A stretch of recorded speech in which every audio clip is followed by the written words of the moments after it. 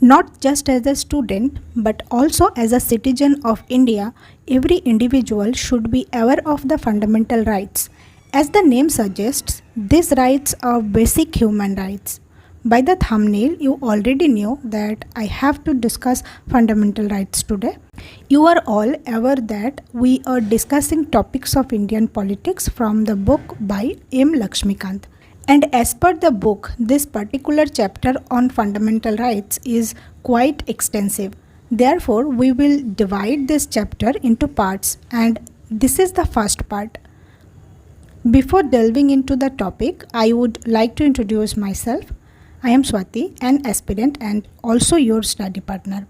I welcome you all to my channel Aspiration for Learning. I have a request. Dear viewers, please subscribe to my channel and give me the opportunity to assist you. We will enjoy the journey together. For today, let's start with the topic of fundamental rights, beginning with a basic understanding of what fundamental rights are. Fundamental rights in the Indian Constitution are basic human rights guaranteed to all the citizens, ensuring individual liberty and freedoms. Originally, the Constitution provided for 7 fundamental rights. Number 1, right to equality. Number 2, right to freedom. Number 3, right against exploitation. Number 4, right to freedom of religion. Number 5, cultural and educational rights. Number 6, right to property. And number 7, right to constitutional remedies. However, the right to property was deleted from the list by the 44th Constitutional Amendment Act of 1978 and made a legal right under Article 300A in Part 12 of the Constitution. So, presently there are only 6 fundamental rights. Firstly, we will know about the related articles. Fundamental rights are enshrined in Part 3 of the Constitution from Article 12 to 35. The framers of the Constitution derived inspiration from the Constitution of the USA and more specifically from the Bill of Rights. The significance of Part 3 can be discerned from the fact that it is aptly described as the Magna Carta of India. Fundamental rights serve as limitations on the powers of the executive and arbitrary laws of the legislature, preventing the establishment of an authoritarian and despotic rule in the country, and safeguarding individual liberties and freedoms from state encroachment. So you can see here that most of the fundamental rights are available against the arbitrary action of the state. After this brief introduction, are you also attempting to find out the answer of this question? What fundamental rights are available even during an emergency? Then you must know that fundamental rights can be suspended during the operation of a national emergency, except for the rights guaranteed by the Articles 20 and 21. While pursuing Part 3 of the Constitution, you will discover that the term state has been utilized in various provisions concerning fundamental rights. Therefore, I believe it is essential to comprehend the definition of state as defined under Article 12 for the purpose of Part 3. According to Article 12, the term state includes number 1, the government and Parliament of India, that is, the executive and legislative organs of the Union government. Number 2, the legislature of states, that is, the executive and legislative organs of the state governments. And number 3, all the local authorities, that means municipalities, panchayats, district boards and improvement trusts. And the last one, all other authorities, which includes statutory or non-statutory authorities such as LIC, ONGC, etc. You can observe that the term state has been defined in a broader sense to encompasses all its agencies. According to the Supreme Court, even a private body or agency working as an instrument of the state falls within the meaning of state under Article 12. What is your opinion on whether a constitutional amendment can be challenged? Given that Article 13 declares that a constitutional amendment is not a law and hence cannot be challenged. However, the Supreme Court held in the Keshavananda Bharati case of 1973 that a constitutional amendment can be challenged on the ground that it violates fundamental rights that form part of the basic structure of the Constitution, and hence it can be declared void.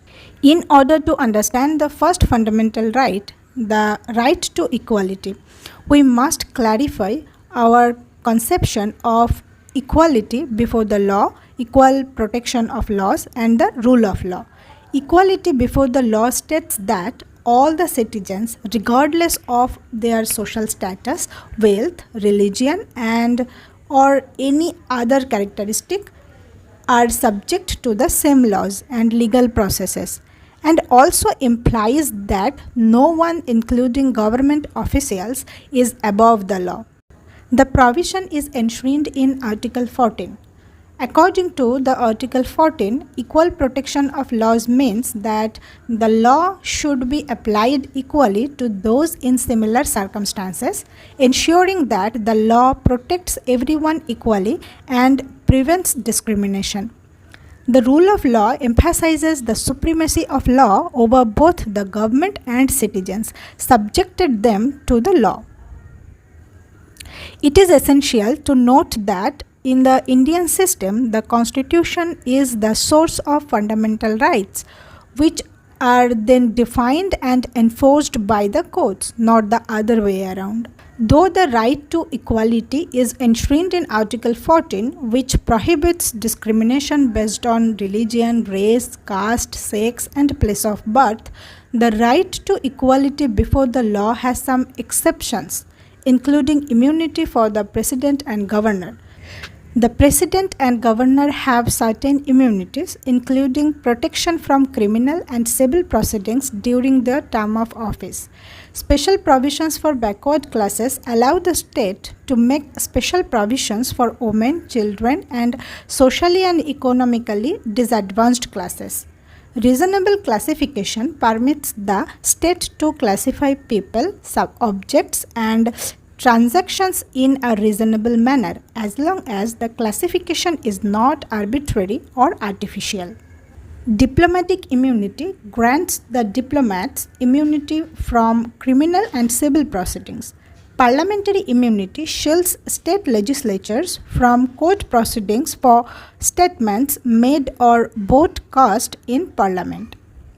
Laws made by the state to implement directive principles of state policy contained in Article 39B and 39C cannot be challenged on the grounds of being violative of Article 14. Let's summarize some exceptions to the right to equality before the law, which includes special provisions for backward classes, reasonable classification, diplomatic immunity, and parliamentary immunity. Now, we will attempt to understand how the word only impacts Article 15 and its applicability, and whether it is available against private individuals or not. To address this question, we must first understand what Article 15 states. Article 15 provides that the state shall not discriminate against any citizen on ground only of religion, race, caste, sex, or place of birth. The word discrimination means to make an adverse distinction with regard to or to distinguish favorably from others. The use of the word only connotes that discrimination on other grounds is not prohibited. The second provision of Article 15 states that no citizen shall be subject to any disability, liability, restriction, or condition on grounds only of religion, race, caste, sex, or place of birth with regard to access to shops, public restaurants, hotels, and places of public entertainment, or the use of wells, tanks, bath ghats, roads, or places of public resort maintained wholly or partly out of state funds or dedicated to the use of the general public. This provision prohibits discrimination both by the state and private individuals, while the former prohibition prohibits discrimination only by the state. In the contexts of Indian reservation system for other backward classes or OBCs, the term creamy layer refers to the more economically and socially advanced members of OBCs who are excluded from reservation benefits, effectively treating them as part of the general category. This is determined primarily by income and parental status. While discussing equality of opportunity in public employment, it is essential to have an in-depth understanding of the Mandal Commission, including who established it, its recommendations, the changes introduced by the Narasimha Rao government, and the Supreme Court's response. The government set up the Mandal Commission to investigate the conditions of socially and educationally backward classes and suggest measures for their advancement. The Mandal Commission recommended reserving 27% of government jobs for other backward classes or OBCs, bringing the total reservation for scheduled caste, scheduled tribes and OBCs to 50%. In 1991, the Narasimha Rao government introduced two changes. Firstly, providing reservations within the 27% quota for the poorer sections among OBCs and adopting economic criteria for granting reservations. And secondly, allocating an additional 10% of jobs for economically backward sections not covered by existing reservation schemes. In the Mandal case of 1992, the Supreme Court rejected the additional 10% reservation for economically backward sections of higher castes but upheld the constitutional validity of 27% reservation for OBCs with certain conditions also. The Supreme Court ruled that advanced sections among OBCs should be excluded from reservation benefits. Reservation should not apply to promotions and total reservations should not exceed 50% except in extraordinary situations. Additionally, the court validated the carry forward rule for uplifting or backlog vacancies provided it doesn't violate the 50% rule, and emphasized the need for a permanent statutory body to examine complaints of over-inclusion and under-inclusion in the OBC list. Hi there, I have a question for you. Please attempt to answer it in this comment section. Here is the question. Listen carefully to the following sentence. A person convicted of the offence of untouchability is disqualified from election to parliament or state legislature. I am repeating the sentence. A person convicted of the offence of untouchability is disqualified from election to parliament or state legislature. This is the sentence. Can you please tell me if this sentence is true or false? I will provide the answer in the next video. We have now completed 1/3 of this chapter, and to avoid prolonging it, I will stop here. In the next video, we will commence our revision from the question I posed to you. If you found this content helpful and informative, please like, share and leave a comment for me, as I value your feedback and would appreciate knowing your thoughts about my work, whether it is positive or negative. Feel free to share your thoughts in the comment section below. That's all for now. I will see you in the next video with the remaining chapters to revise.